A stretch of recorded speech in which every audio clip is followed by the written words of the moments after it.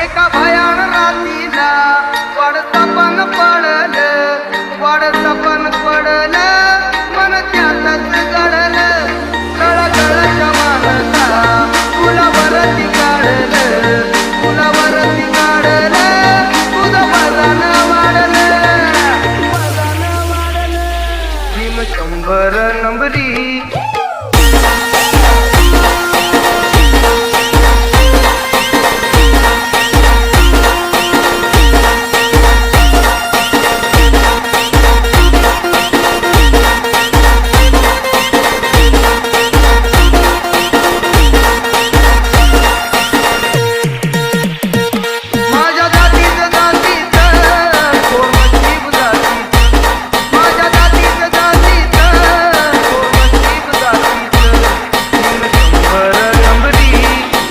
HK Style, HK Style.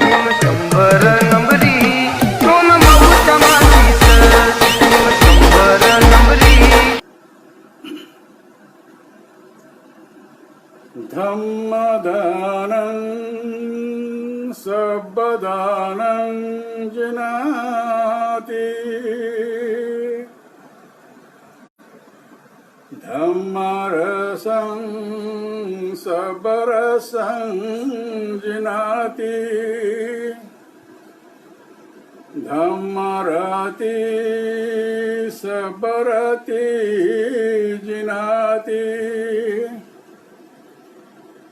तन्नखया सब दुःख जिनाति. संपूर्ण विश्वाला शांततेचा संदेश देणारे महाकारुणिक शाक्यपुत्र शाक्यमुनी तथागत भगवान बुद्ध तथा आधुनिक भारताचे निर्माते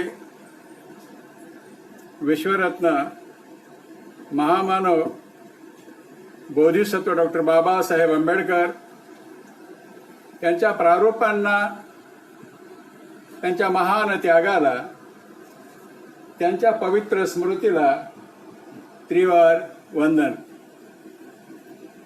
भारतीय बौद्ध महासभेचे दुसरे राष्ट्रीय अध्यक्ष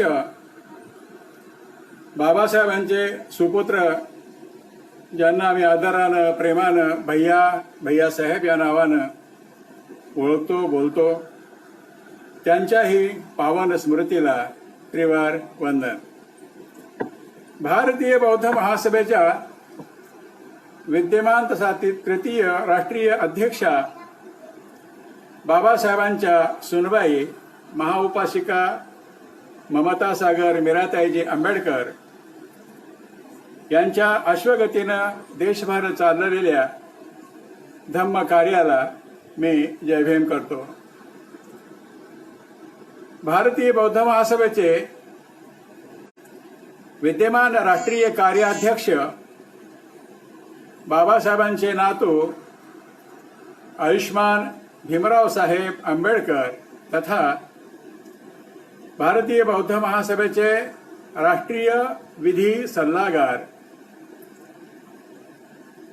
बहुजनांचे हृदय सम्राट प्रकाश तथा बाळासाहेबजी आंबेडकर यांच्या ही धम्म कार्याला मी त्रिवार वंदन करतो. यावर्षी कोरोनाच्या जगभर पसरलेल्या संकटामुळं आपल्याला दरवर्षी सारखे प्रवचन मालिका राबवता येत नाही, म्हणून आपण ऑनलाईन मालिका सुरू केलेली आहे. आपल्या राज्यकारिणीचे अध्यक्ष आयुष्मान बोराडेजी आणि त्यांची संपूर्ण कार्यकारिणी तथा लातूर जिल्ह्याचे अध्यक्ष आयुष्मान बापूसाहेब गायकवाड, उपाध्यक्ष माननीय विलासरावजी आलटे साहेब, सरचिटणीस अर्जुनरावजी कांबळे, कोषाध्यक्ष राजारामजी साबळे आणि संपूर्ण जिल्हा कार्यकारिणी, त्याचप्रमाणे आपल्या जिल्ह्याच्या अंतर्गत येत असलेले सर्व तालुके आणि त्या तालुक्याची कार्यकारिणी, आपणा सर्वांना सस्नेह जयभीम करतो. पूज्य भदंत पी धम्मानंदजी आपल्या संस्थेचे ते भिक्खू आहेत, तेही कार्यक्रमाला जोडलेले आहेत.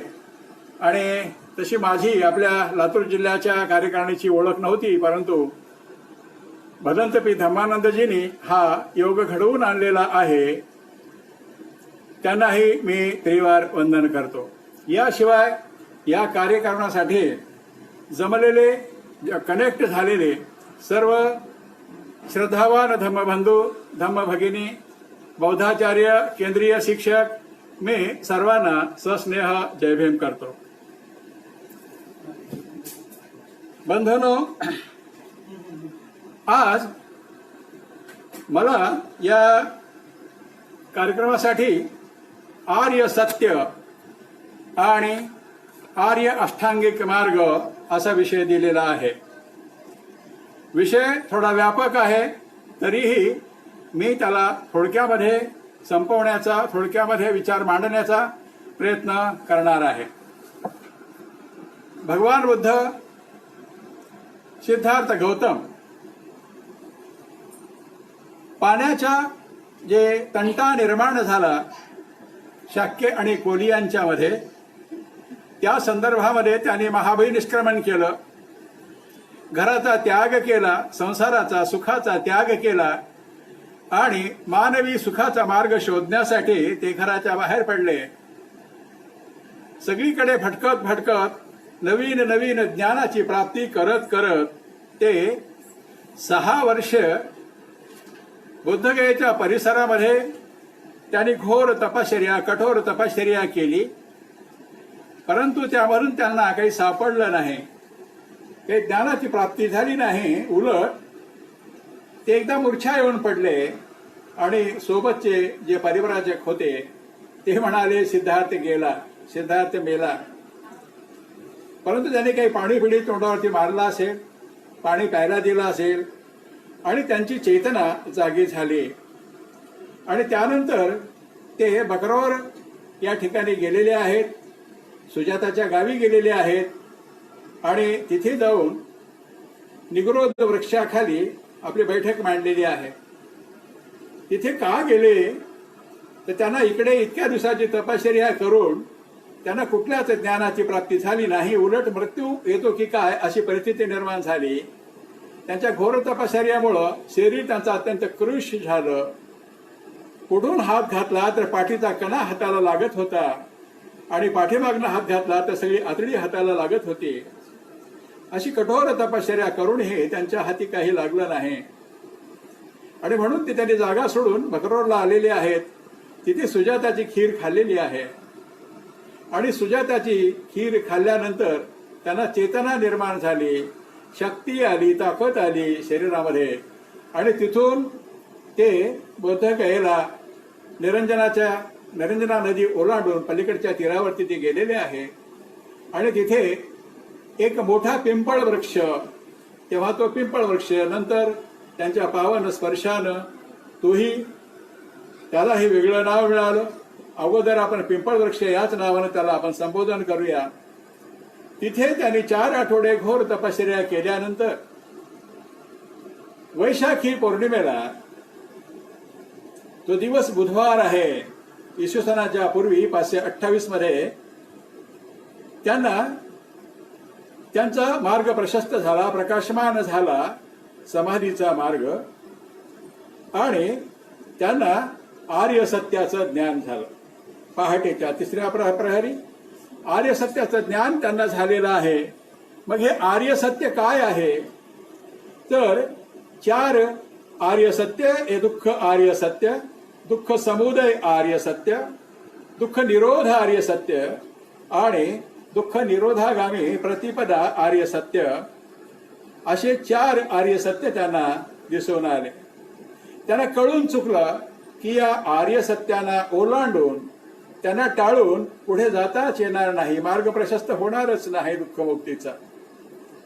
आणि मग दुःख दुःख दुःख का होतं जीवनामध्ये, मानवी जीवनामध्ये दुःख का येतं तर आपल्यावरती जे पूर्वी जीवन जगत होतो आपण, हिंदू धर्मामध्ये जीवन जगत होतो, त्या शासनामध्ये जीवन हिंदू शासनामध्ये जगत होतो.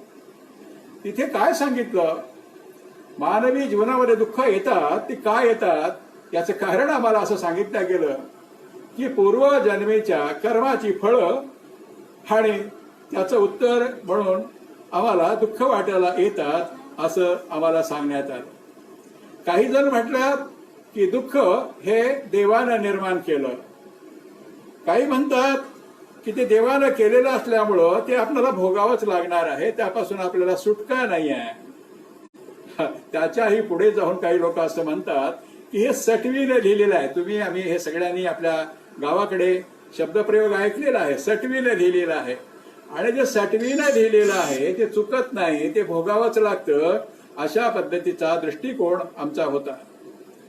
परंतु बुद्धांना हे दोन्हीही गोष्टी, तिन्ही गोष्टी मान्य नाही आहेत. त्यांचा विचार वेगळा आहे, त्यांचा विचार वेगळा आहे आणि तो त्यांनी विचार इथे मांडलेला आहे. हा जुना विचार त्यांनी मान्य केलेला नाही आहे.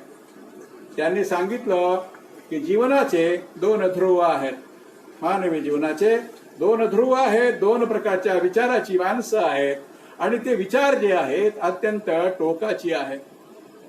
पहिला विचार असा विचार आहे की भोगविलासाचं जीवन जगावं, कामभोगाचं जीवन जगावं. आणि दुसरा विचार सांगणारे आहेत की ते काया क्लेशाचं जीवन जगतात.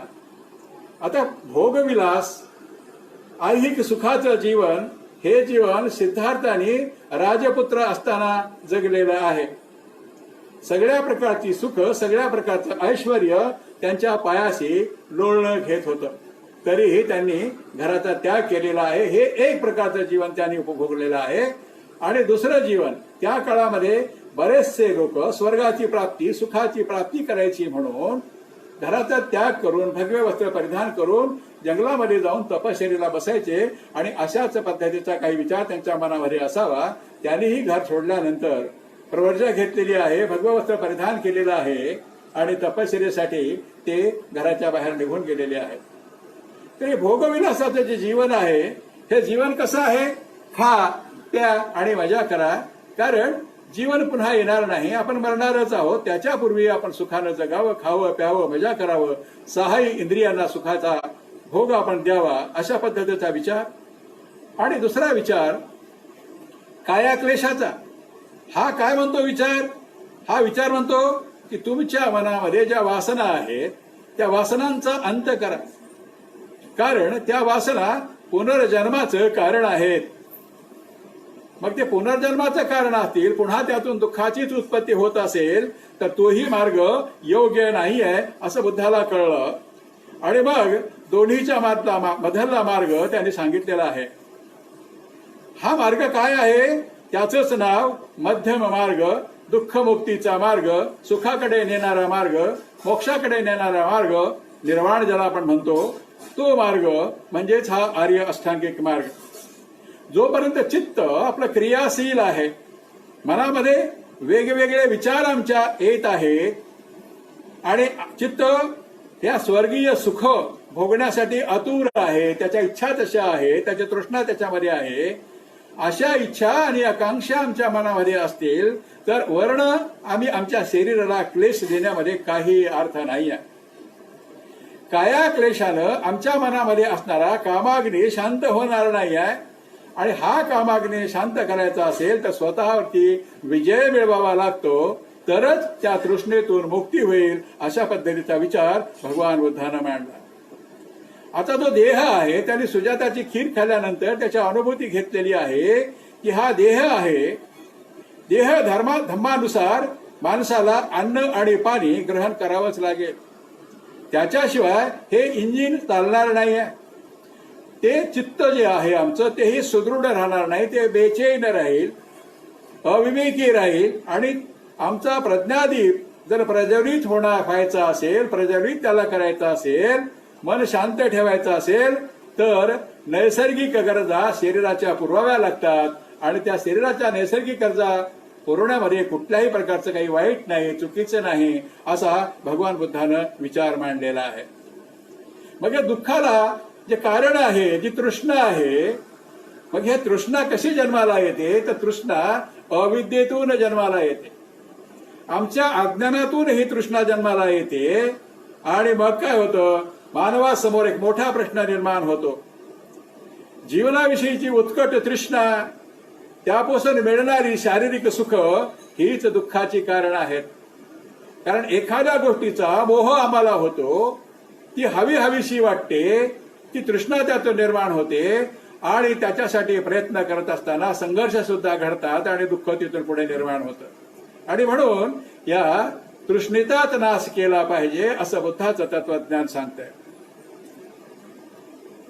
तर हे दोन्ही प्रकारचं जीवन, शरीराला कष्ट देणं हे काया क्लेश देणं, हे जीवन कसं आहे, कष्टप्रद आहे, हे चुकीचं आहे. म्हणून मध्यमार्ग बुद्ध इथं सांगतात. अत्यंत दुसऱ्या प्रकारचा विचार करताना हे दोन ध्रुव आहेत, एक दक्षिण ध्रुव विचाराचं आणि दुसरं उत्तर ध्रुव आहे. तर बुद्ध सांगतात की हे दोन्ही ध्रुवाच्या विचारसरणीचं तुम्ही अनुकरण करू नका. आपल्याला या शरीराची तृप्ती करायची असते, तृष्णेची तृप्ती करायची असते, तर कुठल्या तरी वस्तूच्या माध्यमानं होणारी जी तृष्णा असते ती हीन दर्जाची आहे, अकुशल आहे आणि म्हणून ती चुकीची आहे. म्हणून त्या तृष्णेचा आपण धिक्कार केला पाहिजे, त्याचा निरोध केला पाहिजे असं तत्वज्ञान बुद्ध मांडतात. त्या तृष्णांवर पूर्ण विजय जर मिळवला तरच आमची दुःखापासून सुटका होऊ शकते. दुःखातून सुटका करण्यासाठी त्या तृष्णेवरती विजय मिळवणं अत्यंत गरजेचं आहे. आणि मग या दोन्हीच्या मधला मार्ग जे बुद्ध शोधतात त्याचंच नाव आहे मध्यम मार्ग. एक कथा इथं अशी आलेली आहे, एक स्वप्न पडलं असं सांगतात बुद्धांना की त्यांच्या स्वप्नामध्ये 4 स्त्रिया आल्या, 3 स्त्रिया आल्या. त्या तिघी त्यांच्या समोरून जात आहेत. तिघीच्या हातामध्ये वीणा आहे, वीणाधारी स्त्रिया त्या आहेत. पहिलीच्या हातामध्ये जी वीणा आहे त्या वीणेची तार जी आहे ते अत्यंत सैल आहे. ती वाजवण्याचा प्रयत्न करते पण त्यातून कुठल्याच प्रकारचा आवाज बाहेर येत नाही, संगीत बाहेर येत नाही त्यातून. दुसरी जी स्त्री आहे मधी, तिच्यानंतर ती पुढे निघून गेली, दुसरी स्त्री पुढे येते, तिच्या हातामध्ये हे वीणा आहे. तिच्या वीणेची तार एवढी ताणली गेलेली आहे की ती अत्यंत जास्त ताणली गेलेली आहे, कठोर ताणली गेलेली आहे. त्यातून अत्यंत कर्कश आवाज येतो आहे आणि ती तार कुठल्या वेळेला तुटून पडेल हे सांगता येत नाही. आणि मग ती पुढे निघून जाते. त्यानंतर तिसरी स्थिती येते, तिच्या हातामध्ये असणाऱ्या वीणेला, तिच्या वीणेची तार एवढी ताणलेली आहे की जेवढी तुमच्या गरजेची आहे आणि तिच्यामधून सुमधुर संगीत ते निघतं आहे, झंकारतं आहे. आणि मग याच्यातून हाच संदेश बुद्धाने दिला की मध्यम मार्ग, टोकाचं नको, ताणलेली तार नको आणि ही ढिली तार नको. ढिली तार हे भगवान बुद्धाच्या म्हणजे सिद्धार्थ गौतमाच्या राजपुत्र असतानाच्या काळामध्ये त्यांनी जे सुख भोगली ती होती जीवनाची ढिली तार. एक ध्रुव ते होतं. आणि दुसरं ध्रुव की जीवनाची ही ताणलेली तार म्हणजे त्यांनी जी कायाक्लेश शरीरासाठी केले त्यातून प्राप्त तर काही झालं नाही, पण एखाद्या वेळेस मृत्यू येतो की काय अशी परिस्थिती ओढवली. म्हणून भगवंतांनी हे दोन्ही मार्ग नाकारलेले आहेत. आणि मध्यम मार्ग या शरीराला चालण्यासाठी त्याच्या नैसर्गिक गरजा पूर्ण केल्या पाहिजेत. टोक हे नको, टोक ते नको, मार्ग मधला सांगितला. यालाच भगवान बुद्धाचा मध्यम मार्ग म्हणलेला आहे. हा मार्ग निर्वाणाकडे नेणारा सुखाचा मार्ग, कल्याणाचा मार्ग, हा मार्ग सगळ्यांनीच या मार्गावर आक्रमण करा, मार्ग आक्रमण करावं असं बुद्ध आम्हाला संदेश देत आहेत.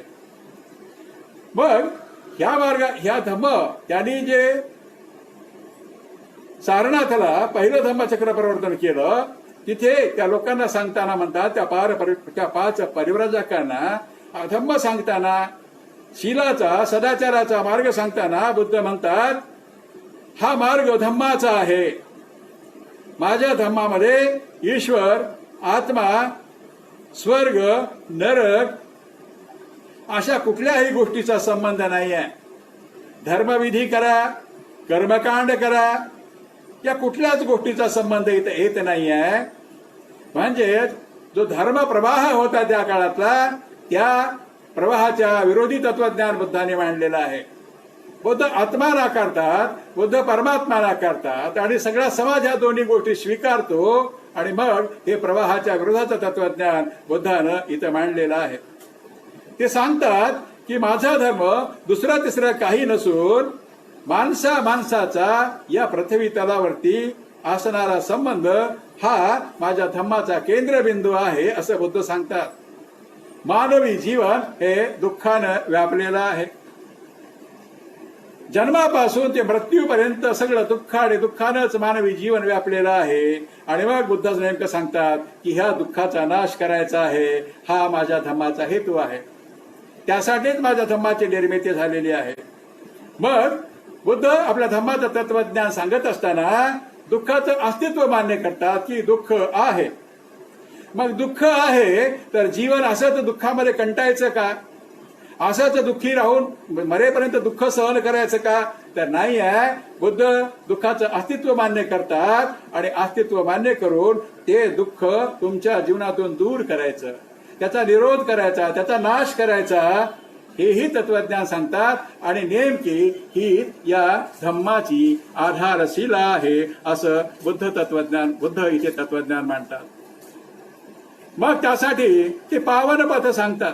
त्याच प्रवचनामध्ये सारनाथला त्या लोकांना ते पावन पथ, पवित्र मार्ग सांगतात जीवनाचा. मग जीवनाचा पवित्र मार्ग काय आहे? मग पुण्यवान जर तुम्हाला व्हायचं असेल, कुशल कर्म जर करायचे असेल तर तुम्हाला काही तत्वांचा स्वीकार करावा लागेल.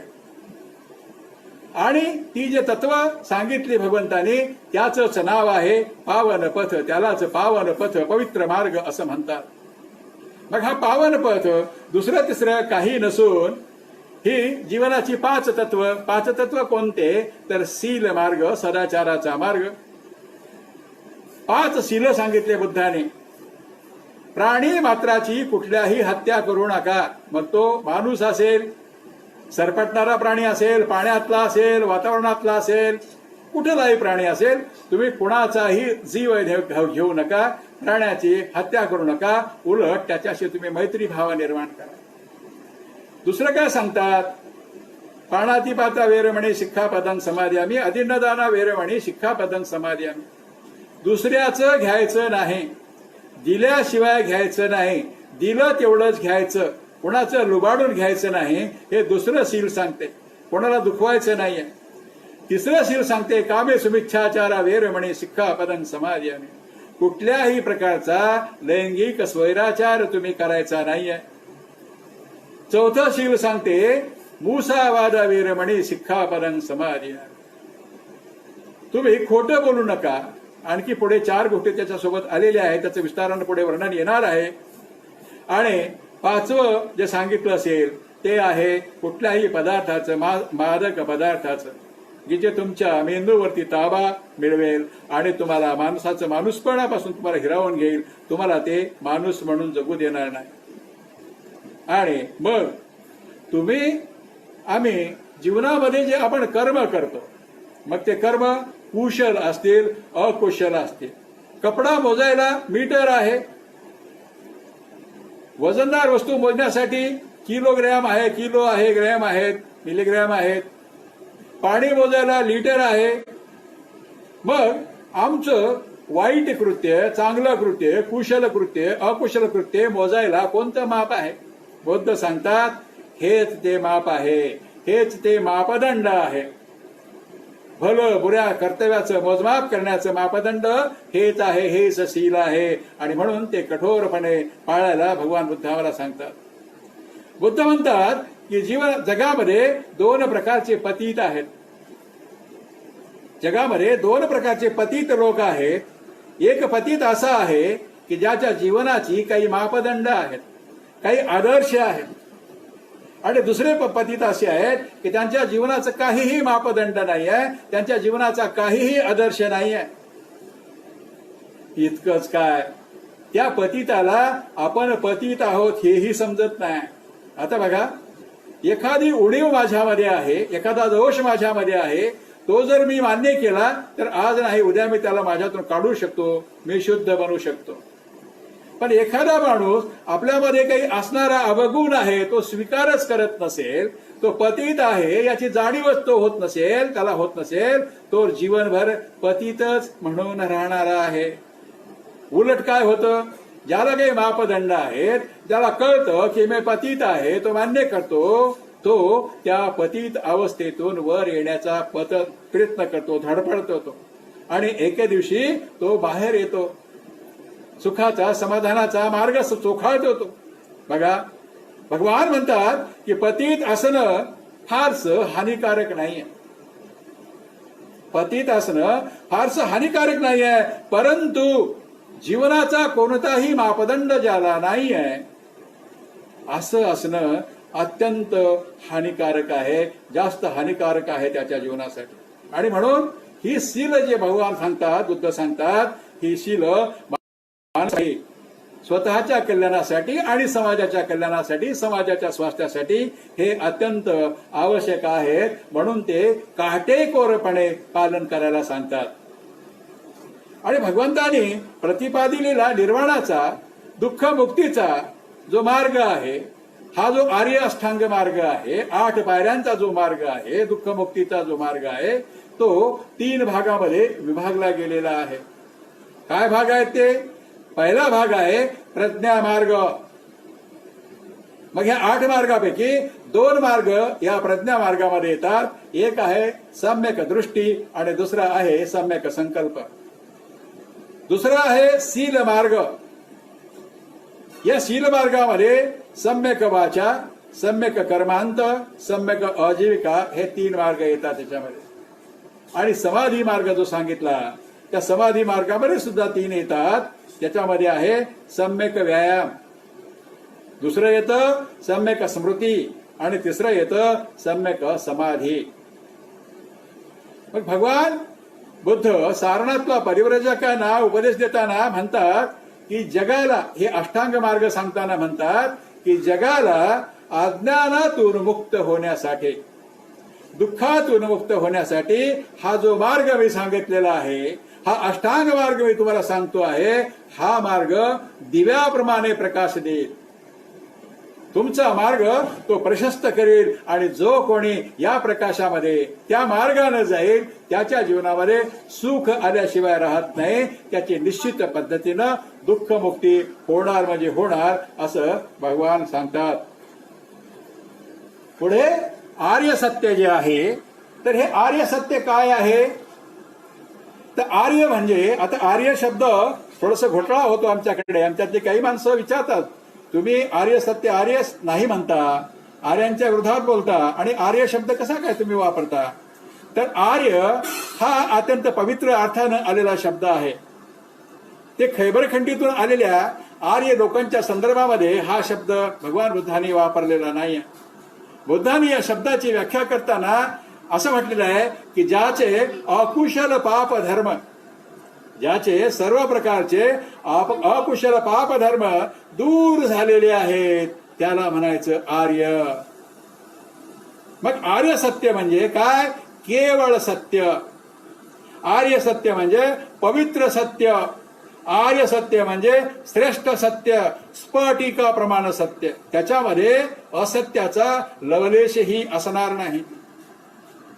मग हे 4 आर्य सत्य जे भगवंतानं सांगितले त्याचा थोडा थोडा आपण विश्लेषण करूया.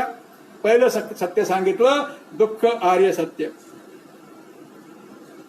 आता बघा, माणूस जेव्हा जन्माला येतो तेव्हा कोणी ऐकलं नाही आपण आतापर्यंत जगाच्या इतिहासामध्ये की एखादं बाळ जेव्हा आईच्या गर्भातून बाहेर पडलं आणि ते हसतंय, आनंदानं हसतं आहे, असं आपल्याला कोणाच्याही ऐकिवामध्ये नाही आहे.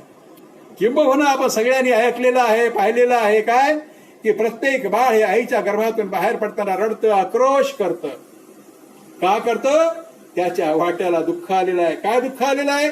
आईच्या गर्भात असताना सगळं त्याला आयतं मिळत होतं, अन्न पाणी सगळं आयतं मिळत होतं आणि प्रोटेक्शन होतं, मध्ये कव्हर होतं आईचं. बाहेर आला, जगाची हवा त्याला लागते. आता अन्न पाणी याला शोधायचंय, कुठून मिळतं, कसं मिळतं, रडतं, ते आक्रोश करतं. दुःख मानसिक आहेत, दुःख शारीरिक आहेत, दुःख सामाजिक आहेत. जगातील मानव मात्रालाच नव्हे तर जगातील सर्व प्राणी मात्रांना जोडणारा दुवा म्हणजे दुःख आहे. याच दुव्यानं हे सगळे प्राणी एकमेकाच्या जवळ येतात. पतिपठ्ठान सूत्रामध्ये भगवान बुद्ध म्हणतात की जाती बेदुःखा, जीना बेदुःखा, व्याधी बेदुःखा, मरणा बेदुःखा. जन्म घेणं दुःखकारक आहे, जगणं दुःखकारक आहे, म्हातारपण दुःखकारक आहे, व्याधी दुःखकारक आहेत आणि मृत्यू सुद्धा दुःखकारक आहेत. या गोष्टीला कोणी प्रिय गोष्टी म्हटले का, आनंददायी गोष्टी आहेत असं म्हटलंय का, तर नाही आहे. तर हे दुःख जे हे आजारपण, म्हातारपण, शोक, प्रियांचा वियोग, जे आमची प्रिय माणसं आहेत ते आमच्यापासून जेव्हा दूर जातात, इव्हन गावाला जातात आपली प्रिय माणसं तेव्हाही दुःख होतं. आणि नैसर्गिक वियोग जेव्हा येतो तेव्हा तर मग आक्रोश त्याला सांगता कामा नये.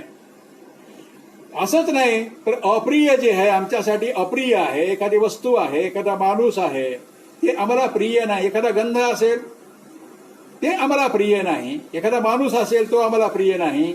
अशांचा संयोग सुद्धा दुःखकारक आहे.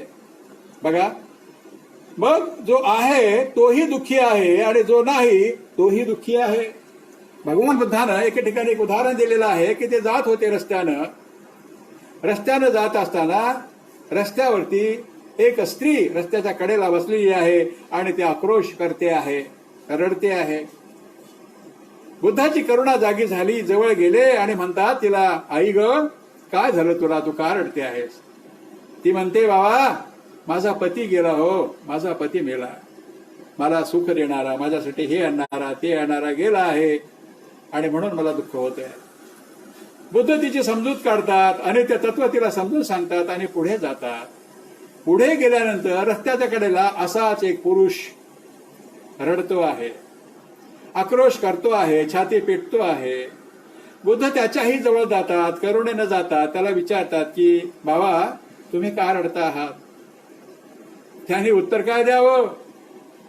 तो म्हणतो, महाराज, भगवान, माझी पत्नी जिवंत आहे आणि ती मला खूप त्रास देते, मारते, खायला देत नाही, प्यायला देत नाही, म्हणून मला दुःख आहे. थोडक्यात काय, तर ज्याला आहे त्यालाही दुःख आहे आणि ज्याला नाही त्यालाही दुःख आहे. तुमच्या आमच्याकडे पैसा कमी असेल म्हणून दुःख आहे, तर अंबानीला अदानीला पैसा जास्त आहे म्हणून दुःख आहे. त्याचा विनियोग कसा करावा, कुठे ठेवा, टॅक्सेस कसे वाचवावेत. थोडक्यात काय, तर रूप उपादान स्कंद, वेदना उपादान स्कंद, संज्ञा उपादान स्कंद, संस्कार उपादान स्कंद आणि विज्ञान उपादान स्कंद, हे 5 स्कंद म्हणजेच मानवी जीवनातलं दुःख आहे. पुढे दुःख आहे हे मान्य केलं भगवान बुद्धांनी, त्यांना समजून शकलं की दुःख आहे. मग दुःख आहे, मानवाच्या जीवनामध्ये दुःख आहे, तर हे दुःख असंच ठेवायचं का? नाही, हे दुःख त्यांच्यापासून दूर घालवायचं, ते दुःख मालवायचं आहे, दुःखाचा निरोध करायचा आहे. त्याचं नाव दुःख समुदय आर्य सत्य. म्हणजेच काय, दुःख आहे ना, मग याला कारण आहे, कारणाशिवाय दुःख घडतच नाही. तर कसं होतं बघा हे, की पुन्हा पुन्हा, आता हे कारण काय सांगितलं, ते कारण सांगितलं तृष्णा. तृष्णेमधून दुःख उत्पन्न होतं, त्याचं कारण ते सांगितलं. दुःख आहे हे मान्य केलं आणि मग का आहे त्याला कारण सांगताना भगवान म्हणतात की तृष्णा आहे म्हणून मानवी जीवनामध्ये दुःख आहे. पुन्हा पुन्हा उत्पन्न होणारी, सतत सुखामध्ये रमणारी तृष्णा. बघा, आमचं मन जे आहे, आमचे जे 6 इंद्रिय आहेत, त्या इंद्रियांचे भोग मला मिळावेत, प्राप्त व्हावेत, ही सतत मनामध्ये कामना करतो. त्याच्यासाठी तो प्रयत्न करतो, मला हे मिळावं, मला ते मिळावं. ते मिळवण्याच्या नादामध्ये कधी कधी संघर्ष घडतो आणि दुःख वाटायला येतं.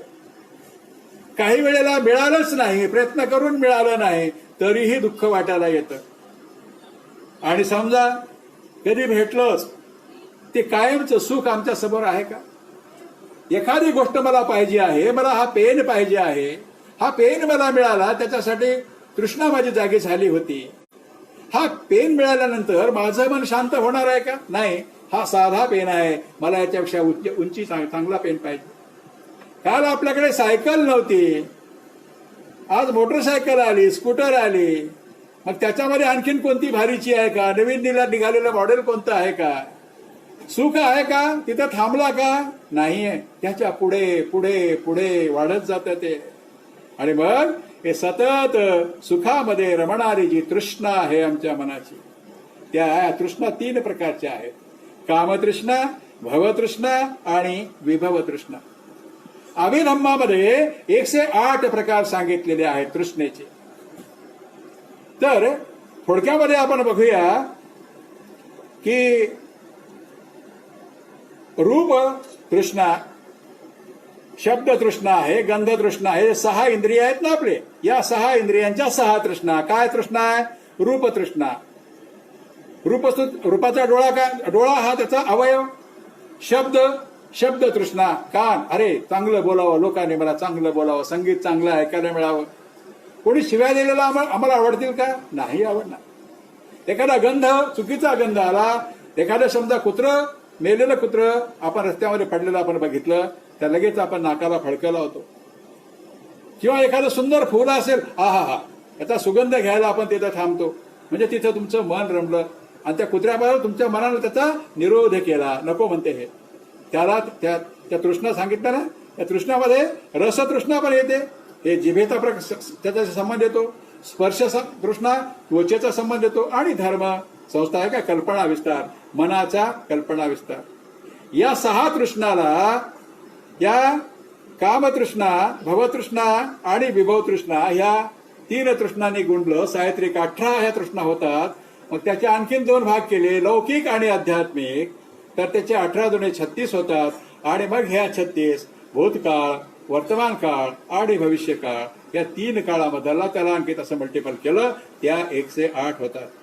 आपण बघतो हिंदू धर्माची संत लोक वगैरे जे आहेत, ते संत म्हणून घेणारे बरेचसे आहेत, सामान्य माणसं सुद्धा, ते काय करतात, हातामध्ये त्यांच्या माळा असते, गळ्यामध्ये माळा असते. त्याला माहिती नसतं. मी विचारलं 2-4 अशा लोकांना, माझ्या मित्रांना, की बाबा रे, तुझी माळ घालतोस, त्या माळेमध्ये किती मणी आहेत तुला माहिती आहे का? त्याला तेही माहिती नसतं की याच्यामध्ये किती मणी आहेत.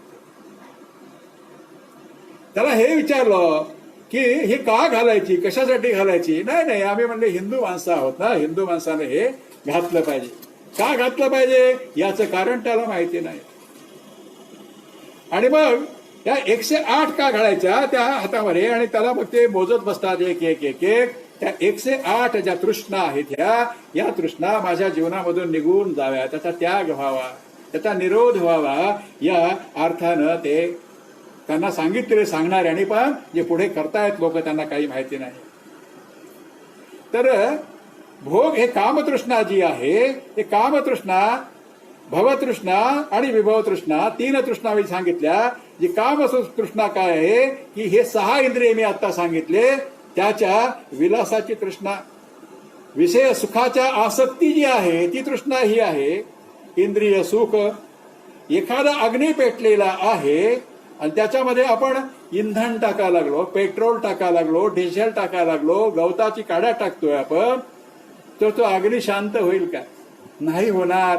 तो अग्नी भडकणार.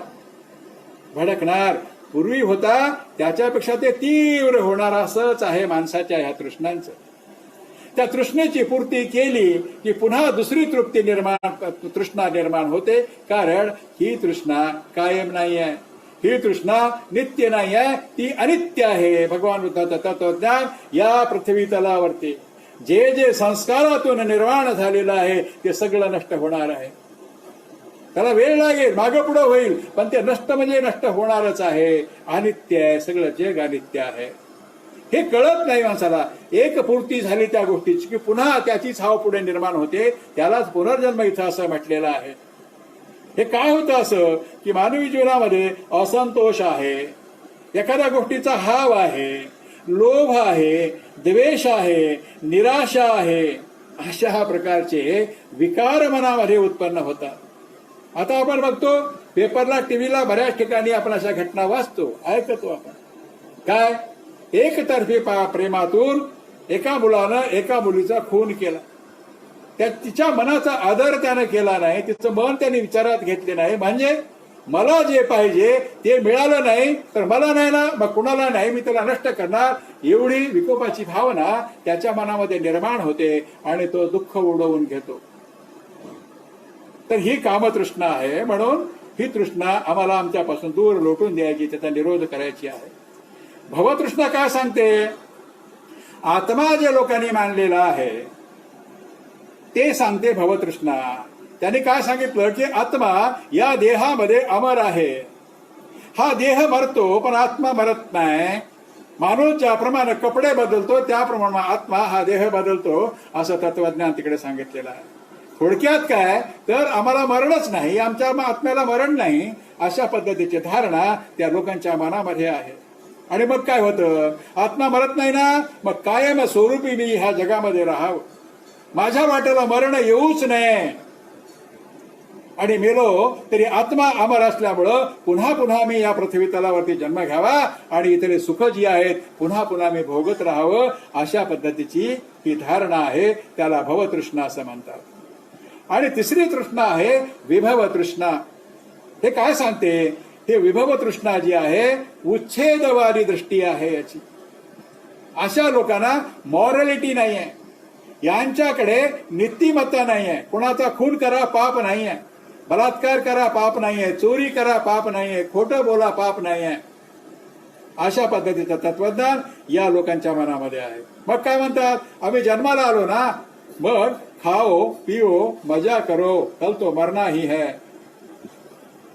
उद्या मरायचंय म्हणून आज खा, कितीही खा, भरपूर खा, कारण ही संधी पुन्हा येणार नाहीये.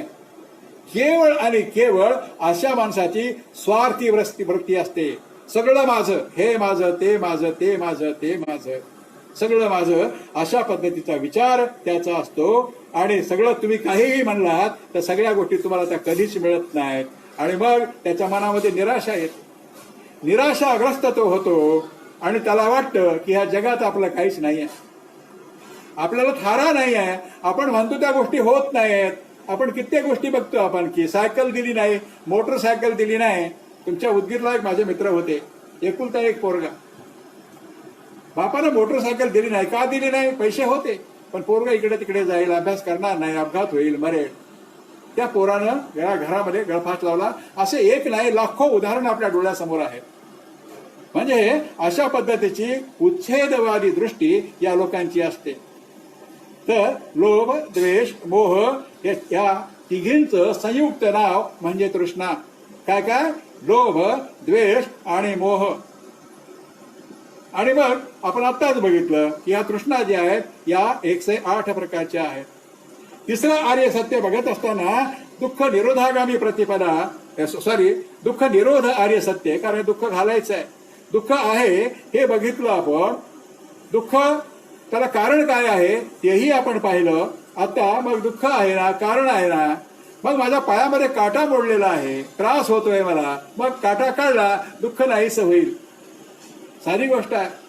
आपण बिमार होतो, डॉक्टरकडे जातो, डॉक्टर तपासतो, कारणाचा शोध घेतो, तुमच्या निदान करतो तो आणि त्याच्यावरती औषधे देतो, तो रोग बरा होतो.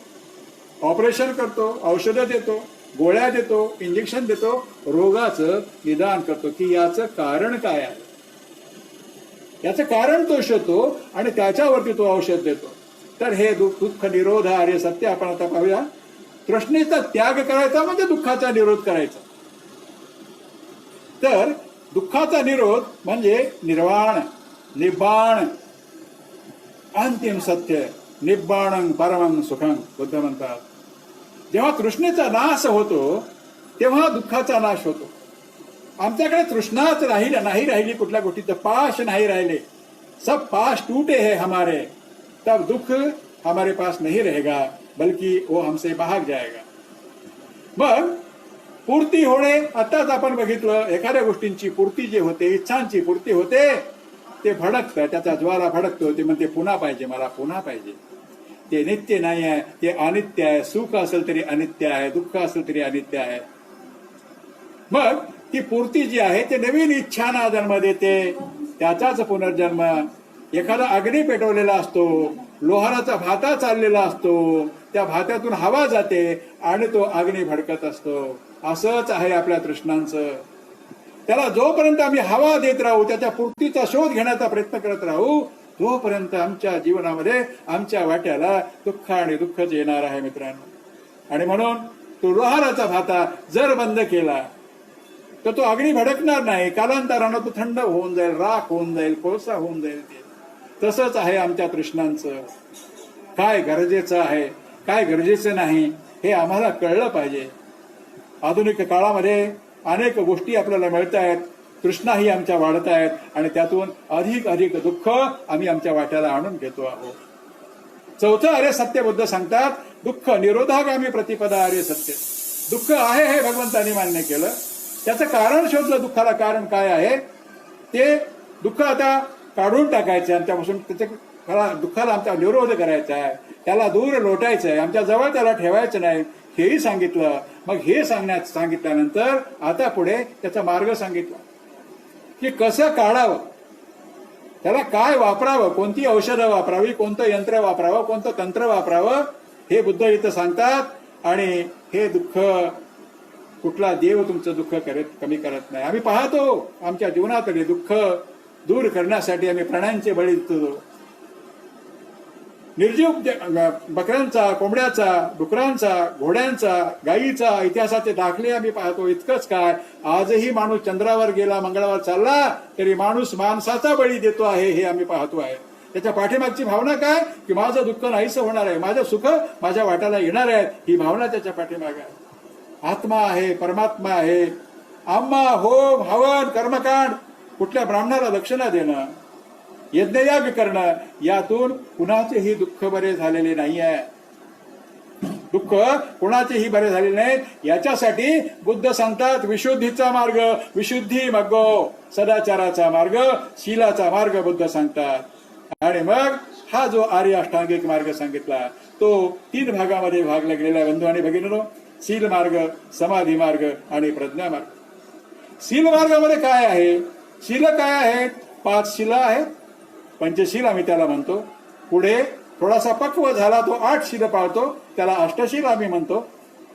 श्रामणे झाला 10 दिवसासाठी, 20 दिवसासाठी, महिन्यासाठी, त्याने 10 शिल पाळायची आहेत. त्याच श्रामणाला 75 शेकिया सुद्धा आम्ही देतो. कायमचा भिक्षू राहायचं म्हणतो, त्याच्यासाठी 227 शील आहेत. आणि एखादी स्त्री भिक्षुणी झाली तर तिच्यासाठी 311 शील भगवंतानं सांगितलेले आहेत. असे शिलाचे प्रकार आहेत.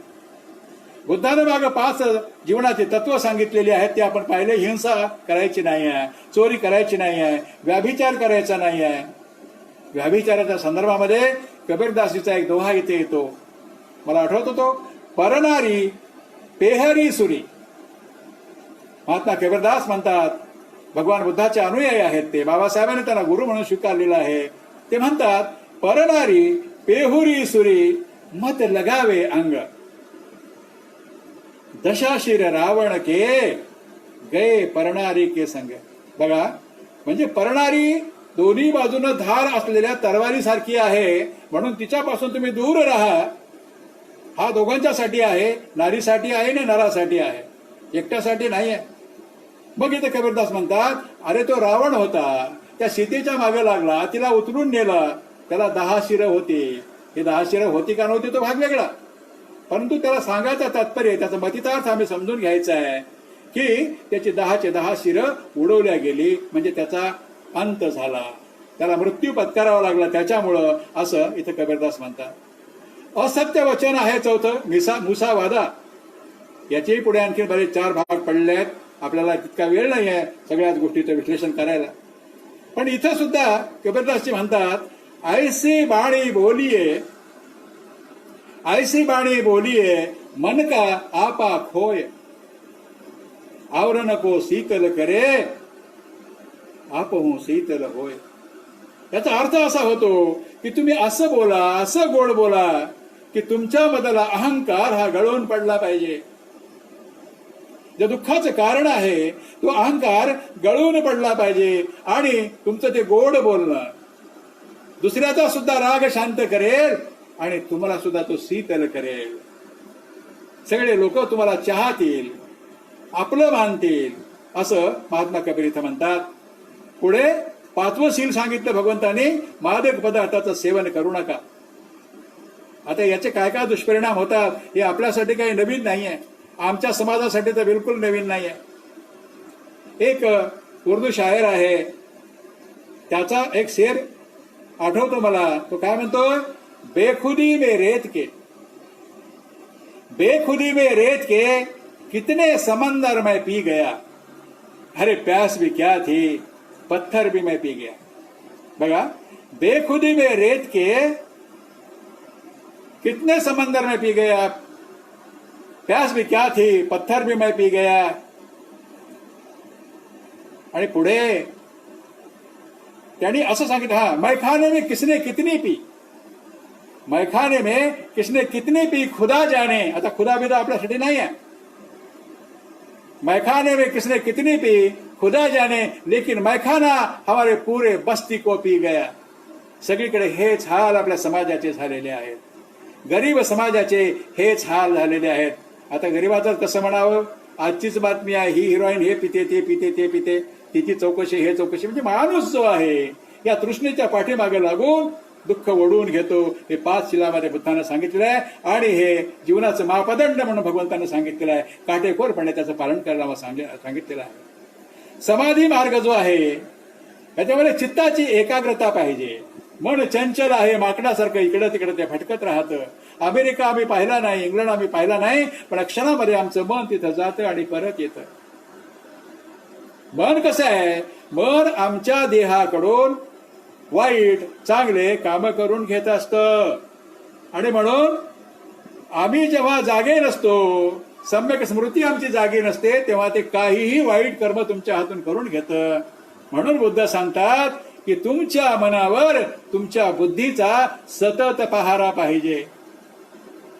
बघा, मनावर बुद्धीचा पहारा पाहिजे, लगाम त्याच्या हातामध्ये पाहिजे. मनाला इकडे तिकडे फटकून नाही देणार ते. अशा पद्धतीचं बुद्ध सांगतात, स्वतःला पहारेकरी बनायला सांगतात. आणि प्रज्ञा मार्ग आहे. हा प्रज्ञा मार्ग म्हणजे काय, ज्ञान, संपूर्ण ज्ञान, कुशल विचारासहित ज्ञान. त्यामुळं काय होतं की आर्य सत्याचं, कुशलाचं, अकुशलाचं, चांगल्याचं, वाईटाचं ज्ञान होतं. खरं खोट्यामधलं अंतर कळतं. प्रज्ञेचे सुद्धा 3 प्रकार सांगितलेले आहेत. एक चिंतामय प्रज्ञा, दुसरी श्रुतमय प्रज्ञा आणि तिसरी सांगतात भावनामय प्रज्ञा. आता चिंतामय प्रज्ञा काय आहे, तर ही प्रज्ञा चिंतनामधून येते.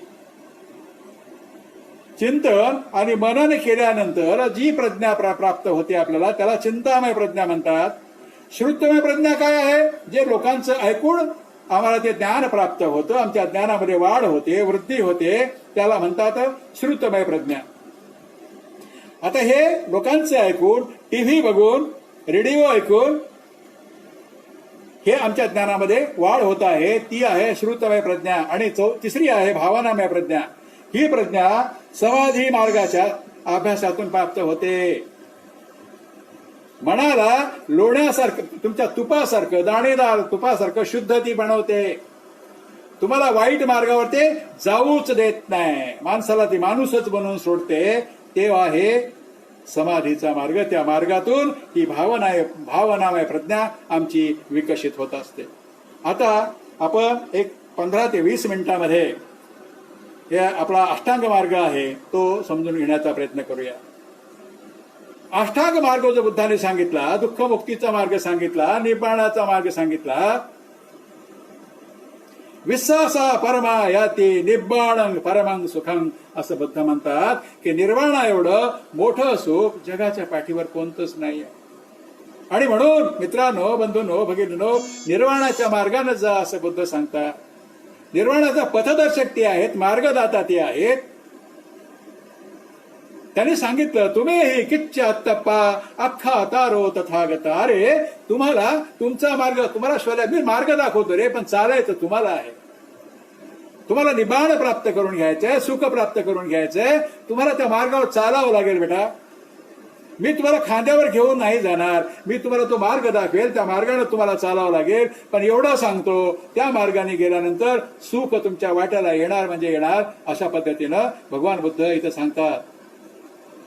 तर ही सम्यक दृष्टी म्हणजे नजर का आपली नाही, तुमचं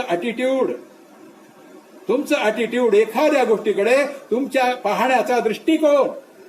म्हणतात ना, ज्याने जशा रंगाचा चष्मा घातला तशा रंगाचं जग त्याला दिसतंय. त्याचा अर्थ याच अर्थानं ते आलेला आहे. मग सम्यक दृष्टी म्हणजे काय? योग्य दृष्टी, यथार्थ दृष्टी, निर्मळ दृष्टी, निर्मळ तत्वज्ञान, अविद्येचा नाश. अज्ञान नाहीच आहे, केवळ ज्ञान आहे. प्रज्ञा मार्ग आमचा प्रज्वलित झालेला आहे. नाश, दुराचार, नाशा कसं वाईटाला वाईट समजणे, दुराचाराला दुराचार समजणे, सदाचाराला सदाचार समजणे.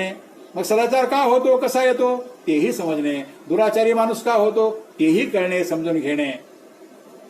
कर्मकांड आहे, यज्ञ आहे.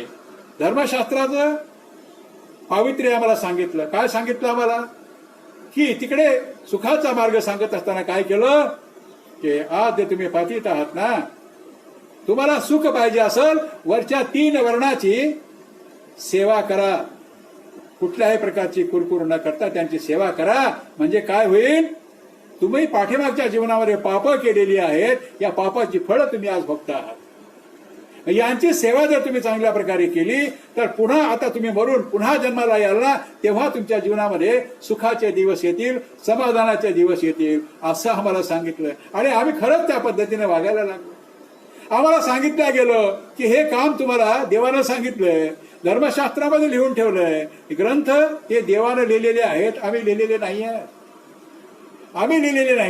देवाने लिहिलेले आहेत, म्हणून ते खरे आहेत, म्हणून तुम्ही त्या पद्धतीने वागा, असं आम्हाला सांगितलं गेलं. मग अकुशल कर्म न करणं, सम्यक दृष्टीसाठी काय पाहिजे? आपलं स्वतंत्र मन पाहिजे. मन हे स्वतंत्र पाहिजे, आमचे विचार स्वतंत्र पाहिजे. आम्हाला कळलं पाहिजे की निसर्गाच्या नियमाच्या विरुद्ध या पृथ्वीवरती काहीही होत नाही. बुवा अम्मा आम्हाला फसवतात, अनेक बुवा अम्मा जेलमध्ये आहेत, रोज पकडले जात आहेत. हे काय प्रकार आहे? हा फसवणुकीचा प्रकार या देवाचा धर्माचा आधार घेऊनच इथं होत आहे, हे आम्हाला कळलं पाहिजे. बुद्ध म्हणतात, there is no supreme power in the world who will change the destiny of mankind. जगात अशी कोणतीच ताकद नाही आहे की मनुष्य जीवनामधला क्रियाकर्म बदलू शकेल, असं नाही आहे. सुख आणि दुःख तुम्ही तुमच्या हाताने तुमच्या वाट्याला आणून घेत असतात. तिकडे एवढं आंधळ्या गोष्टी आम्हाला सांगितल्यात की ती वर्णव्यवस्था करत असताना आम्हाला सांगण्यात आलं की ब्रह्मदेवाच्या शरीरामधून या सगळ्यांचा जन्म झाला, ब्राह्मणांचा, क्षत्रियांचा, वैश्याचा आणि शूद्रांचा. आता बघा, ब्राह्मणांचा जन्म ब्राह्मणाच्या तोंडातून झाला असं आम्हाला सांगितलं. वैश्यांचा जन्म, क्षत्रियांचा जन्म त्याच्या बाहूतून झाला असं सांगितलं. वैश्यांचा जन्म मांडीतून झाला, पायातून झाला असं सांगितलं, मांडीतून झाला असं सांगितलं, जागेतून. आणि तुमचं आमचं, आम्ही तर तेही नाही, शूद्रही नाही, आम्ही अतिशूद्र. मग या शूद्रांचा जन्म ब्रह्मदेवाच्या पायातून झाला असं आम्हाला सांगितलं. आता नैसर्गिकरित्या काय माहिती आहे आम्हाला? एक मेल आणि एक फिमेल एकत्र आला, त्यांचा संयोग झाला तरच एक प्रजोत्पादन होतं, पुढे निर्मिती होते. मग तिथे एक मेल एक फिमेल एकत्र येणं अत्यंत गरजेचं आहे. मग त्या मातेला 9 महिने 9 दिवस तो गर्भ पोटात वाढवावा लागतो. मग ह्या ब्रह्मदेवाला गर्भ कसे राहिले, इतक्या लोकांचे गर्भ कसे राहिले? तर हे अशा पद्धतीचं चुकीचं तत्वज्ञान आमच्या माती मारलेलं आहे आणि आम्ही त्याला खरं समजून त्या पद्धतीनं वागत आलेलो आहोत आणि आमच्या जीवनामध्ये दुःख ओढवून घेतलेले आहेत. हे सत्य समजलं. हा साप आहे, ही दोरी नाही आहे. ही दोरी आहे, हा साप नाही आहे. हे आम्हाला कळलं पाहिजे. त्यालाच म्हणायचं सम्यक दृष्टी. पुढे आपण बघूया सम्यक संकल्प. संकल्प म्हणजे काय? अव्यापाद. संकल्प म्हणजे अहिंसा. संकल्प म्हणजे नैष्कर्म्य. बघा त्या शब्दांचे अर्थ काय येतात. आता जो अव्यापाद जो शब्द तुम्हाला बोललो मी मगाशी, तर कायेनं ह्या देहानं कोणत्याही प्रकारची हिंसा करायची नाही. त्याला अव्यापाद असं म्हटलेलं आहे. संकल्प बघतोय आपण. संकल्प असा करायचा की माझ्या ह्या देहानं माझ्या कायेनं कुठल्याही प्रकारची हिंसा कुणाची होणार नाहीये. कुठल्याही प्रकारचा व्याभिचार माझ्याकडून होणार नाहीये. कुठल्याही प्रकारची चोरी ह्या देहानं माझ्याकडून होणार नाहीये. कुठल्याही प्रकारचं खोटं मी बोलणार नाहीये. हे वागणं, हे समजणं हा आहे अव्यापाद. कोणत्याही प्रकारचा राग द्वेष मनामध्ये धरायचं नाही. आणि नैष्कर्म जे आहे तर कोणत्याही प्रकारचा मोह सुद्धा आपल्या मनामध्ये धरायचा नाही. कारण त्या मोहातूनच तृष्णेचा जन्म होतो आणि दुःख आमच्या वाट्याला येतं. आमचा संकल्प कसा पाहिजे? तो श्रेष्ठ असला पाहिजे. मी असं करीन जे जगाच्या कल्याणाचा असेल, मानवाच्या कल्याणाचा असेल, प्राण्यांच्या कल्याणाचा असेल. एखादा म्हणाला मी असा संकल्प करतो की अमक्या अमक्याचा खून करतो, काय होऊ द्या वाटेल ते होईल. हा संकल्प जरूर आहे, पण तो सम्यक आहे का? नाही आहे. तो सम्यक संकल्प नाही आहे. मग संकल्प कसा असावा? हा, याचा जीव मी वाचवीन. तो बिमार पडलाय, तर अपघात झालाय, त्याला उचलून मी दवाखान्यात घेऊन जाईन, त्याला वाचवीनच मी. बघा, मन आपलं जे आहे ते मन आपल्याकडून वाईट आणि चांगली कामं करून घेतं. हे मी तुम्हाला मागेच बोललेलो आहे. मग हे संकल्प जे आहेत ही जो मार का असतं, डोक्यामध्ये विचार येतो. आमच्या आधी डोक्यात विचार येऊन तो परिपक्व होतो. माझ्या डोक्यात विचार येतो एखाद्याचा खून करायचा, तो विचार परिपक्व होतो आणि मग मी सुरी बंदूक काय असेल ते घेऊन त्या माणसाकडे जातो आणि त्याचा खून करतो. म्हणजे काय झालं? आधी ते विचार माझ्या मनामध्ये आले आणि म्हणून शरीराला ती क्रिया केली. अशा पद्धतीचा मी संकल्प करणार नाही. बघा, ज्याचं मन शुद्ध आहे, ज्याच्या मनामध्ये विचारच वाईट येत नाहीत, चोरी करण्याचे येत नाहीत, मद्यपानाचे येत नाहीत, कामोपभोगाचे येत नाहीत, त्या माणसाच्या हातून कुठलंही वाईट कृत्य होऊच शकत नाही. ज्याचं मन शुद्ध त्याची वाचा शुद्ध, ज्याचं मन शुद्ध त्याची काया शुद्ध, त्याचं सर्वच आचार आणि विचार शुद्ध, ते त्याच्या स्वतःसाठीही उत्तम आणि समाजासाठीही उत्तम असणार आहे. पुढे आपण बघणार आहोत की सम्यक वाचा काय आहे. सम्यक वाचा अशी आहे, आमची वाचा कशी चालते? तलवारीसारखी, बंदुकीसारखी, धाड धाड धाड, खटकन दोन तुकडे करतो आम्ही बोलून. ऐकूनही घेत नाही समोरच्याचं आम्ही काय म्हणतोय ते. अरे का फार शहाणा लागून गेला तुम्हाला सांगायला. फाटकन त्याचे एक घाव दोन तुकडे करतो आम्ही. हे जे कुशल कर्म सांगितलेले आहेत, त्या 10 कुशल कर्म जे सांगितलेले आहेत, तर ते 10 कुशल आणि अकुशल कर्म या वाचेमध्ये आहेत बंधनो. बघा, हा देह एवढा मोठा, त्याचे 3च आहेत कुशल अकुशल, पण याचे 4 मध्ये असणारी, लपून असणारी ही जीव. ही जीव साधी नाहीये. ही जीव नको ते कामं करते. ती खून करायला लावते, मारामाऱ्या करायला लावते, नांदणाऱ्याला नांदू देत नाही, पळून चालणाऱ्याला ती आणून बसवते. एकदा असंच झालं, या दाताचं आणि जिभेचं भांडण लागलं. दात म्हणाले, बाई ग, तुला आम्ही संरक्षण देतो, तू मध्ये तुला आम्ही संरक्षित ठेवलेलं आहे, तू जास्त बडबड करू नकोस. ते हिंदीमध्ये आलेलं आहे ते, दंत कहे जबान को, दंत कहे जबान को हम है 32, आम्ही 32 जण आहोत, तू एकटी आहेस. दंत कहे जबान को हम है 32, तुम हो अकेली माँ, अरे एक बार चबा जाओ तो फरियाद कहा ले जाए. दात म्हणाले जबानीला, एकदा जर आम्ही कटकन चावलं तुला तुकडे तुकडे होतील आणि कुठं जाशील सांगायला, दात मागायला तू कोणाकडे जाशील. जबान जी आहे शांतपणे ऐकून घेते दातांचं आणि ते म्हणते, जबान कहे दंत को, जबान कहे दंत को, मैं हूं अकेली, तुम हो 32, मैं हूं अकेली माँ. नीट ऐकून घ्या, तुम हो 32, मैं हूं अकेली माँ, एक बार अगर चबा जाओ तो, एक बार अगर टेढ़ी चलूं, एक बार अगर टेढ़ी चलूं तो 32 ही गिर जाए. एक शब्द जर चुकून आमच्या तोंडातून वाईट निघाला, समोरचं ऐकून घेणार आहे का? पायातलं काढून तो हातातच घेणार आहे, शिक्षा देणार आहे आम्हाला. तर ही जबान अशी आहे. मग बुद्ध सांगतात, ती जबान कशी असावी तुमची? तुमची वाचा ही स्वच्छ पाण्यासारखी निर्मळ असावी. वाचा निर्मळ असावी, अत्यंत गोड असावी, मधासारखी ती गोड असावी. लोकांना ऐकावंसं वाटावं तुम्ही बोलताना.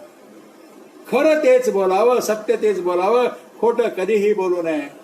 आणि कुणाची चहाडी चुगली कधीच करू नये. यातून काय घडतं हे तुम्हाला मला सांगायची गरज नाही. आणि कटू वचन तर अजिबात नको, शिवी नको, शाप नको, आणि कुठल्याही प्रकारची अर्थहीन बडबड नको. जिथं पाहिजे तिथं तेच बोला, तेवढंच बोला, आगाऊच बोलू नका.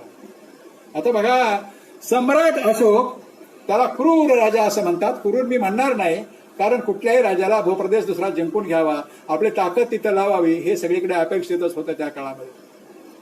आणि हा कलिंग देशावरती स्वारी करतो. बापाला शक्य झालं नाही, तो देश मी जिंकून घेणार ही भावना मनामध्ये त्याच्या आहे.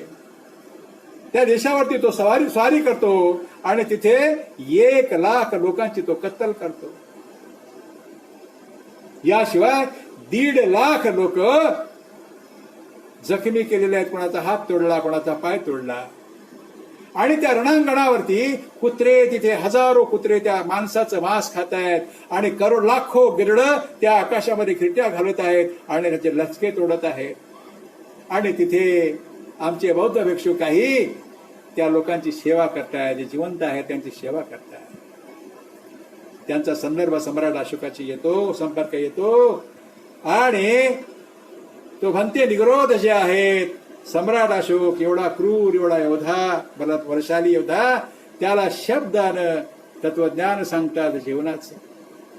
या एवढ्या लोकांना मारून तू कोणावरती राज्य करणार आहेस राजा?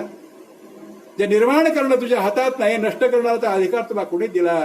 तत्वज्ञान, बुद्धाचं तत्वज्ञान, शील, सदाचार, सद्गुण सगळं त्याला समजून जातो, सांगतो. आणि तो माणूस, तो राजा अशोक त्या भन्ते निग्रोधाला शरण येतो.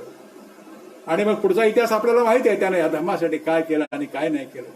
मला सांगायचं तात्पर्य काय की जीव जी आहे, तुझे जर भन्ते म्हणले असते, अरे मूर्ख राजा, एवढ्या लोकांचे तू मुंडके तोडलेस, एवढ्या लोकांचा जीव घेतला, तू एवढे लोक जखमी केलेस, तू मूर्ख आहेस, गाढव आहेस, असं जर ते भन्ते त्याला म्हणले असते तर कदाचित तो राजा यांचे मुंडके उडवलं असतं.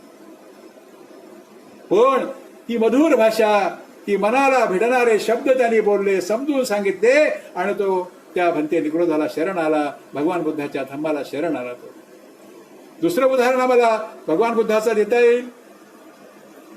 999 माणसं ज्या माणसांनी मारली, 1,000 त्या माणसं त्याला मारायची होती, एकच माणूस मारायचा शिल्लक राहिला होता, अंगुलीमाल. हातात खडग, तलवार, भाला घेऊन जंगलामध्ये फिरतोय. सगळा प्रांत सगळा परेशान आहे. ते त्याला भगवंताच्या कानावरती ही राजा प्रसेनजिताच्याकडून ही व्यथा जाते. तेव्हा प्रसेनजित राजाला त्यांनी काही बोलले नाहीत, पण भगवान एके दिवशी स्वतः चिवर धारण केलं आणि त्या दिशेने निघाले. लोक म्हणायला लागले, हे श्रमण, त्या दिशेने जाऊ नका, तिकडे क्रूर डाकू राहतोय, तो लोकांची हत्या करतोय, तुमचीही करेल, तुम्ही जाऊ नका. शेतात काम करणारे शेतकरी असतील, मेंढपाळ असतील, गुरं राखणारे असतील, हे सगळे लोक असं सांगायला लागले. तरीही बरंत त्यांच्याकडे भगवान त्यांच्याकडे का पुढेच बघत नाहीत, ओळून बघत नाहीत, फक्त शब्द ऐकतात आणि ते पुढे चालायला लागतात. आणि त्या जंगलात जेव्हा जातात तेव्हा तो येतोय त्यांच्या अंगावरती वाढण्यासाठी. आणि त्याला सुद्धा भगवान सांगतात, अंगुलीमाला, तू असं कर, त्या झाडाची पानं घेऊन ये, मुठभर पानं घेऊन. आणि तो पानं, त्याला वाटलं काय विशेष आहे याच्यामध्ये, पानं तू घेऊन येतोय, तो भगवंताच्या हातामध्ये देतोय, भगवान त्याच्या हातात देतात परत, आणि त्याला म्हणतात, असं कर अंगुलीमाला, हे पानं त्या झाडाला लावून ये रे. अंगुलीमाल खाली मान घालतो. त्याच्या लक्षात आलं की यांना काय म्हणायचं. जे तुम्ही देऊ शकत नाही तो घेण्याचा अधिकार तुम्हाला कुणी दिला? त्या निष्पाप लोकांना मारून तू काय प्राप्त केलंस? आता याच्या पाठीमागचा इतिहास वेगळा आहे, त्याचाही बुद्धिभेद केला होता. ह्याच धार्मिक विचार जे आहेत जुने, त्यांनीच त्याचाही त्या अंगुठाच तोडला जातो ना, तशाच पद्धतीची याची गत झालेली होती. इथे एकलव्याच्या अंगठ्यासारखीच ही कथा आहे. आणि मग भगवान ते त्याला सांगतात की तुझ्यातलं माणूसपण, तुझ्यातलं चांगुलपण, तुझ्यामधले कुशल कर्म आणखीनही आहेत तुझ्याकडे, आणि आजही तुझं कल्याण होऊ शकतं, तू जर माणसासारखा वागायला लागला असतं. समजून सांगतात त्याला. डोक्यात लख प्रकाश पडतो, हातातली तलवार भाला फेकून देतो, हातातली ते गळ्यातली अंगुली माल फेकून देतो आणि भगवंताला शरण येतो. ह्या दोन्ही घटना अशा भयानक आहेत मित्रांनो, की जगामध्ये हे एक अत्यंत वेगळ्या घटना आहेत. एवढ्या मोठ्या क्रूर होत्या राजाच्या समोर तो जातोय, निहत्ता जातोय, शब्दानं त्यांना जिंकत येतो. एवढ्या शस्त्रानं, एवढ्या सैनिकानं त्याला जिंकलं त्या लोकांना. हा माणूस नुसता शब्दानं त्याला जिंकतो. आणि भगवान बुद्ध सुद्धा 999 माणसं मारणाऱ्या माणसाला शब्दानं जिंकतो. तोही इथं भिक्षू होतो, त्याला चिवर दिलेला आहे, प्रवृत्त्या दिलेली आहे, उपसंपदा दिलेली आहे. तर त्या महान घटना जीवनामध्ये घडल्या आहे, मानवी जीवनामध्ये. याचं कारण काय? तर तुमची सम्यक वाचा. आणि म्हणून कल्याण करून घ्यायचं असेल आमचं तर नेहमी गोड बोलावं, व्यर्थ बडबड करू नये, कटुवचन बोलू नये कुणाला. पुढे बघूया आपण सम्यक कर्मांत. काया वाचा मनाने सत्कर्म करावे. बघा, हे 10 कुशल आणि 10 अकुशल कर्म जे बोललो तुम्हाला मी आता, ते काया वाचा आणि मनानच होत असतं. चांगलं आणि वाईट काम कायेनं वाचेनं मनात होत असतं. आणि म्हणून कायेनं वाचेनं आपण शुद्ध राहिलं पाहिजे, सदाचारी राहिले पाहिजे. कुठलेच वाईट विचार मनामध्ये येऊ दिले नाही पाहिजे. त्या विचारावरती बुद्धीचा पहारा पाहिजे. 5 शिलाचं कटाक्षानं पालन केलेलं पाहिजे. बुद्धाचं वचन आलेलं बघा, आरती विरती पापाच मज्जपानाच संयम अपमादोच धम्मेसु एतं मंगलम उत्तमं. भगवंताला मंगल विचारले असताना त्यांनी हे एक मंगल सांगितलेलं आहे. आरती वृत्ती पापाचं, काय ना वाचन आणि मनानं कुठल्याही प्रकारचं पाप कर्म करू नका. पाप कर्म करू नका, त्यातून तुमचं काही भलं होणार नाही आहे. आपल्याकडून कुठल्याच प्रकारचं वाईट कृत्य अकुशल कृत्य घडू नये म्हणून नेहमी मनावरती बुद्धीचा पहारा ठेवायला सांगितलेला आहे. मनाची मलिनता दूर करायला बुद्ध सांगतात. आता कसं करावं? कोणत्या पाण्यात नेऊन धुवावं तिला? एका ब्राह्मणाला सांगितलं, बहुका नदीमध्ये स्नान केलं की म्हणजे स्वच्छ होऊन जाते. काय स्वच्छ होते? ती सुद्धा सम्यक दृष्टी नाही आहे. तर मनाची मलिनता दूर करणे म्हणजे धम्म. धम्म अधम्म सधम्म. भगवान बुद्धाने त्यांचा धम्म या ग्रंथामध्ये हे चॅप्टर आलेलं आहे. त्याच्यामध्ये धम्म सांगत असताना एक वाक्य असं आलेलं आहे की मनाची मलिनता दूर करणं म्हणजे धम्म आहे.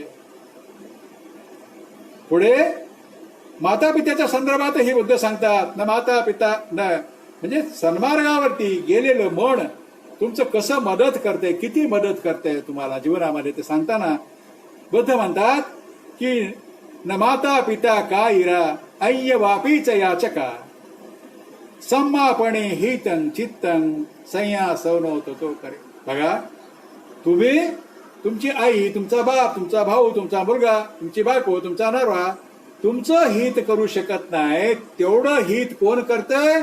एकटं तुमचं सन्मार्गावरती गेलेलं मन जे आहे तेवढं हित तुमचं करतं, तेवढं सुख तुम्हाला ते देतं. आणि म्हणून बुद्ध सांगतात की सन्मार्गावरती जा. अपमादेन संपादेत असं वाक्य बुद्धचे भगवान बुद्धाच्या धम्माच्या संदर्भामध्ये जे लिटरेचर वाचतो आपण त्याच्यामध्ये वेळोवेळी हे शब्द येतात. अपमादेन संपादित. कुठल्याच प्रकारचं तुम्ही प्रमाद करू नका. प्रमाद, अपमाद, अप्रमाद, गुन्हा करू नका. तर सन्मार्गावरती जायला सांगतात होतं. आणि कुशल कर्माची कुशलच फळं मिळतात, अकुशल कर्माची अकुशल फळं मिळतात, असं भगवंतांनी ते सांगितलेलं आहे. पुढे आजीविका माणूस जेव्हा जन्माला येतो तेव्हा एक टिचभर खळगी भरण्यासाठी त्याला नको ते उद्योग करावे लागतात. मग पैसा जो कमवायचा आहे तो चांगल्या मार्गानं आणि वाईट मार्गानं 2 मार्ग आहेत त्याचे. बुद्ध सांगतात वाईट मार्गाने तुम्ही कमाई करू नका. निरळाच्या घामाचा पैसा तुम्ही कमवा. बघा, तुकाराम बाबा एका ठिकाणी म्हणतात, जोडून या धन उत्तम व्यवहारे. हे बुद्धाचेच विचार या लोकांनी पुढे सांगितलेले आहे. धन जे जोडायचं आहे, कसं जोडायचंय? तुमचा व्यवहार कसा पाहिजे? उत्तम पाहिजे. नीच पाहिजे का? नाही आहे, उत्तम पाहिजे. अंधश्रद्धे धार्मिक श्रद्धा आहे ना, धार्मिक श्रद्धेनं जीवन जगणं म्हणजेच सम्यक आजीविका आहे. भगवान बुद्धानं जे तत्वज्ञान सांगितलं त्या तत्वज्ञानाप्रमाणे जगायचं आहे. दुसऱ्यावर अन्याय न करता आम्हाला कमवायचं आहे. लोकांना लुबाडायचं नाहीये. लोकांचं दिलेलं परत द्यायचं आहे आम्हाला. ते लुबाडायचं नाहीये, बुडवायचं नाहीये. व्यापार कोणते करावे पैसा कमवण्यासाठी तेही बुद्ध सांगतात. ते सांगताना बोलतात की जनावरांची विक्री नका करू तुम्ही. जनावरांचा व्यापार करू नका. कारण काय होते त्याची हत्याच होते पुढे जाऊन. म्हणून तुम्ही जनावरांचे व्यापार करू नका. तुम्ही कुठल्याही प्रकारचे विध्वंसक हत्यार विकायचा धंदा करू नका. विध्वंसक हत्यारे घेऊन काय शेतीचं काम करणार आहे का कोणी म्हणतो? ती शेवटी जीवच मारणार आहे कुठले का असं. म्हणून अशा हत्यारांचा व्यापार तुम्ही करू नका. आमचा मेंदू स्थिर राहत नाही. वाममार्गाला माणूस जातो. कशामुळे जातो? दारू गांजा अफीम पिल्यामुळे. म्हणून सांगतात की याचाही तुम्ही व्यापार करू नका. मांस विक्रीचा व्यापार करू नका.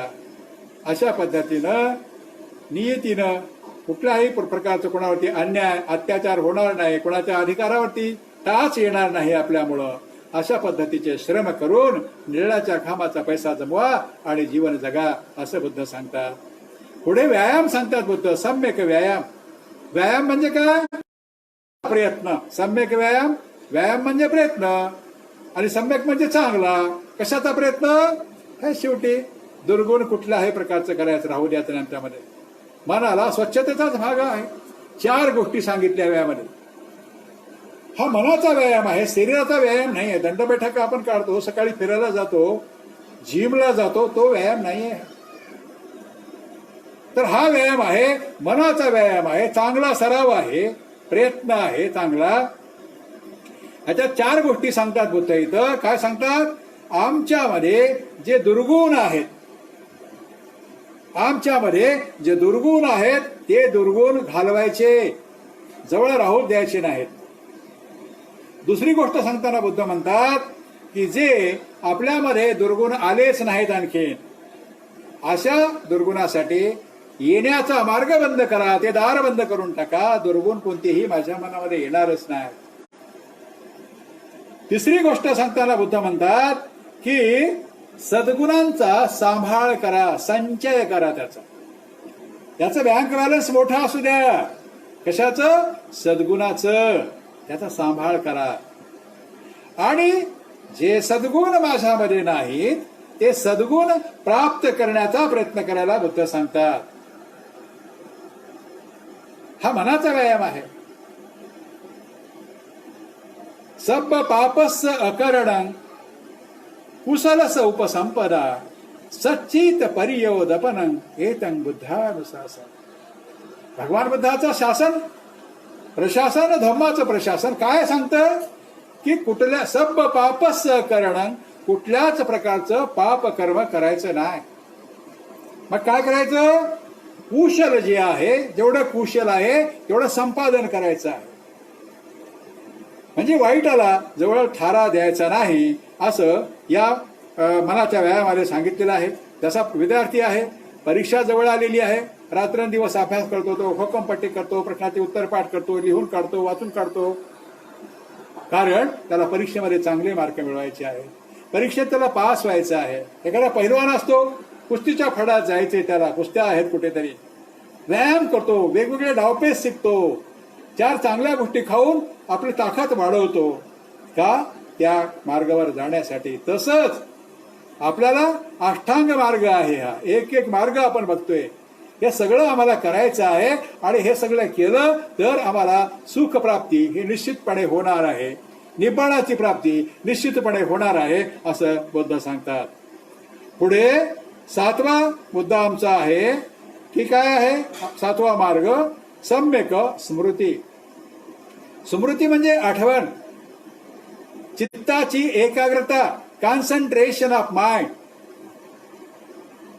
काय होतं की जे आमचे कुशल अकुशल विचार आमच्या मनामध्ये भरकट असतात, हे पुन्हा पुन्हा येतं आहे की मनाला ते काम करायचं आहे की अकुशल विचार माझ्या मनामध्ये येऊच द्यायचे नाही, मनाला भरकटूच द्यायचं नाही, त्याला बांधून ठेवायचं आहे. कारण कुशलाला अकुशलाला याचे मायबाप कोण आहे? तर मनच आहे.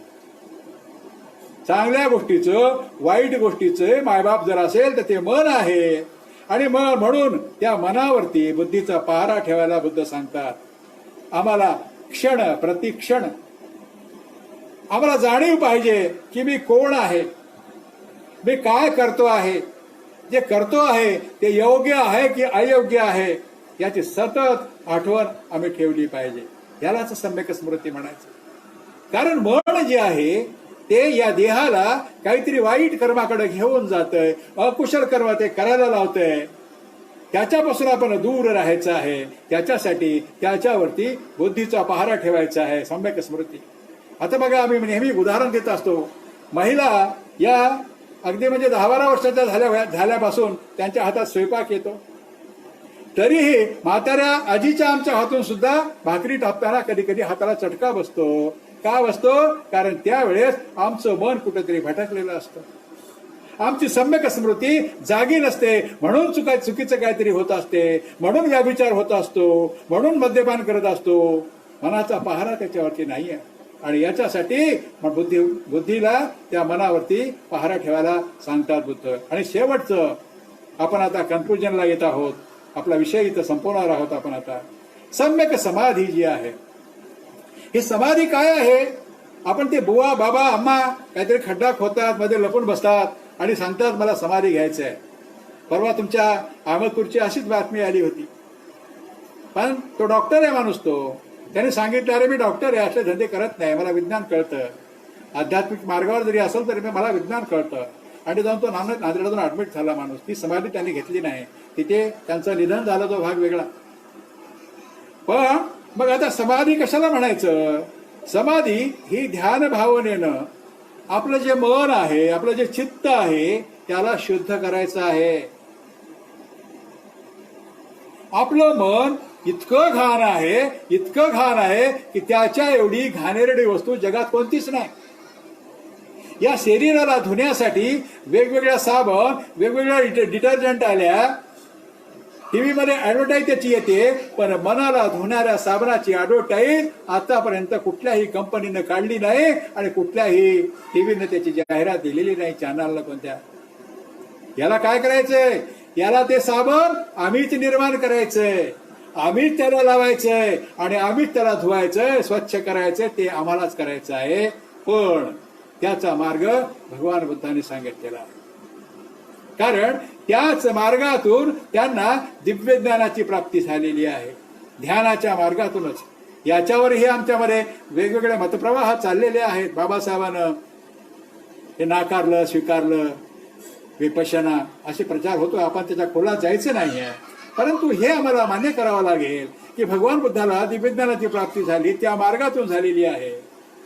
मग बाबासाहेबांना बुद्धाला स्वीकारता असताना हे मायनस करून स्वीकारलं का? असं म्हणता येईल का मला? तसं नाही म्हणता येणार. आणि मग मनाला शुद्ध करायचंय. शुद्ध झालेलं मन कुठलंही वाईट कर्म करणार नाही. ते चांगलं आणि चांगलंच काम करण्याची प्रेरणा आम्हाला देईल आणि आमच्या हातून चांगलंच काम होईल. शीलामध्ये, सदाचारामध्ये आम्ही ध्यान भावनेचा सराव आहे. पण हे अगोदर 3 दिवस 3.5 दिवस आनापाना सती तिथं शिकवल्या जाते. 10 दिवसाचे कोर्स जगामध्ये अनेक ठिकाणी चालू आहेत. आणि मग 4थ्या दिवसापासून ध्यान साधना शिकवली जाते. ज्यांनी केलेलं आहे त्यांना हे समजू शकतं. त्यांना काही माहीतच नाही, कोणी तिथे गेलंच नाही, त्यांना हा विषय समजू शकत नाही. आणि मी त्या विषयावरती चर्चाही अधिक करणार नाही. आणि म्हणून कुठलंही काम करताना तुम्ही शांत बसला, डोळे मिटून 5 मिनिटं 10 मिनिटं, तर तुमचं मन स्थिर होतं, ते काम नीट होतं. अभ्यास करायला जरी बसायचा असेल तरी शांतपणे बसा, मनाला कॉन्सन्ट्रेशन करा आणि ते काम करा. क्रिकेट खेळताना असेल, कुठलेही खेळ खेळताना असेल, गाडी चालवताना असेल, मन जेव्हा आमचं शांत असतं तेव्हा ती कामं शांत होतात. आणि मन जेव्हा बेचैन असतं, नको ते विचार मनामध्ये येत असतात, समुद्रामध्ये जशा लाटा येत असतात ना, त्या सगळ्याला परेशान करून जातात. माशांना, किड्यांमध्ये, जे काही जीवजंतूमध्ये असतात. असंच आहे आमच्या मनाचं. आणि म्हणून आमच्या मनाला बेचैन होऊ द्यायचं नाही. बेचैन जर होऊ द्यायचं नसेल, त्याला चैन पाहिजे असेल तर आम्हाला ध्यान भावनेकडे वळावं लागेल, मेडिटेशनकडे वळावं लागेल. 10 दिवसाचे कोर्सेस करावे लागतील, पुन्हा पुन्हा करावे लागतील.